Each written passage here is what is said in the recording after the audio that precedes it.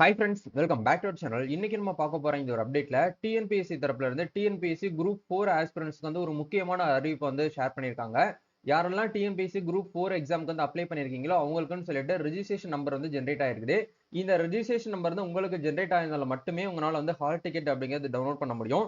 உங்களுடைய user name பாஸ்வேர்டை login பண்ணி உங்களுடைய டிஎன்பிஎஸ்சி குரூப் 4 உடைய அப்ளிகேஷன்ல ரெஜிஸ்ட்ரேஷன் நம்பர் வந்து ஜென்ரேட் ஆயிருக்கா இல்லையா அப்படிங்கிற எப்படி செக் பண்றது, ஹால் டிக்கெட் ரிசீவ் ஆன உடனே வந்து எப்படி வந்து ஹால் டிக்கெட் வந்து டவுன்லோட் பண்றது அப்படிங்கிற ப்ரொசீஜரை பத்தி இந்த வீடியோல இருந்து பார்க்க போறோம்.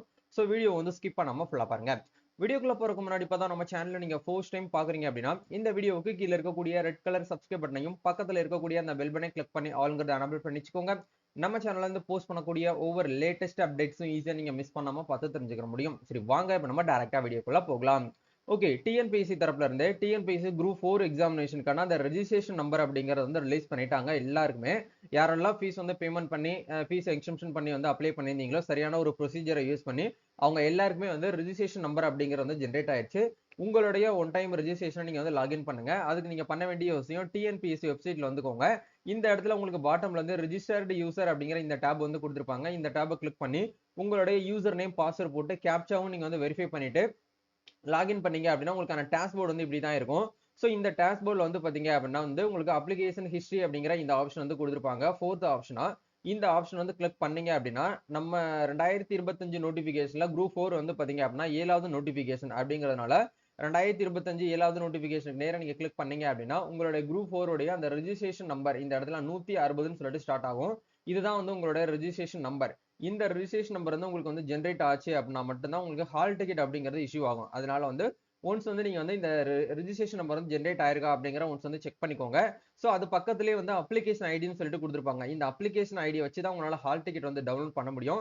ரெஜிஸ்ட்ரேஷன் நம்பர் இருந்தால் தான் உங்களுக்கு ஹால் டிக்கெட் ஹால் வந்து அலாட்மெண்ட் பண்றாங்க பார்த்தீங்களா, இந்த காலேஜில் இந்த ஸ்கூல்ல வந்து இந்த ஸ்டூடெண்ட் இந்த ரெஜிஸ்ட்ரேஷன் நம்பர்ல இருந்து இந்த ரெஜிஸ்ட்ரேஷன் வரைக்கும் வந்து ஒரு கிளாஸ்லன்னு சொல்லிட்டு ஒரு 10 பேரை வந்து செலக்ட் பண்ணுவாங்க. அந்த மாதிரி வந்து பார்த்தீங்கன்னா இருக்கக்கூடிய அந்த நம்பரை வந்து கன்சிடர் பண்றது வந்து நம்மளோட ரெஜிஸ்ட்ரேஷன் நம்பர் தான். அதே மாதிரி வந்து நம்ம எக்ஸாம் ரிசல்ட் வந்து பாக்குறதுக்கு வந்து ரெஜிஸ்ட்ரேஷன் நம்பரை வச்சு தான் நம்மளால இருந்து ரிசல்ட்டும் வந்து பார்க்க முடியும். இதை பேஸ் பண்ணி தான் நம்மளுக்கு டிஎன்பிஎஸ்சி குரூப் 4 எக்ஸாம் அப்படிங்கிற வந்து கண்டக்ட் பண்றாங்க. ஸோ உங்களுக்கு வந்து ஜென்ரேட் ஆயிருக்கா அப்படிங்கிற ஒன்ஸ் வந்து கிராஸ் செக் பண்ணிக்கோங்க. சப்போஸ் வந்து ஜென்ரேட் ஆகல அப்படின்னா நீங்க இமீடியட்டா என்ன பண்ணணும் அப்படின்னா அவங்க கொடுத்துருக்கக்கூடிய மெயில் ஐடிக்கு நீங்க வந்து கான்டாக்ட் பண்ணணும். helpdesk@tnpscexams.in அப்படிங்கிற இந்த மெயில் ஐடிக்கு வந்து நீங்க வந்து ஒரு மெயில் வந்து போடணும். அப்படி போட்டீங்க அப்படின்னா அவங்க வந்து சால்வ் பண்ணி கொடுத்துருவாங்க. சரிங்களா? ஸோ இதுக்கப்புறம் வந்து ஹால் டிக்கெட் எப்படி வந்து நம்ம டவுன்லோட் பண்றது அப்படின்னா இது வரைக்கும் இன்னமும் வந்து ஹால் டிக்கெட் வரல.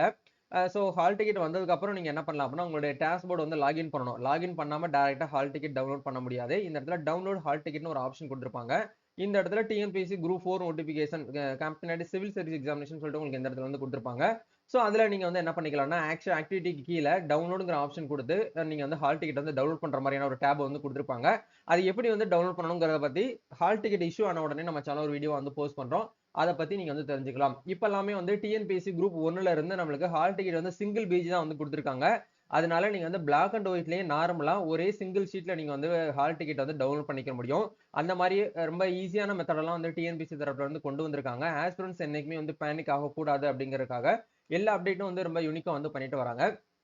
ஸோ இதுதான் வந்து அப்டேட். ஹால் டிக்கெட் எப்போ வரும்னு நம்ம எக்ஸ்பெக்ட் பண்ணலாம்னு பார்த்தீங்கன்னா நெக்ஸ்ட் வீக் வரதுக்கான சான்சஸ் இருக்குது.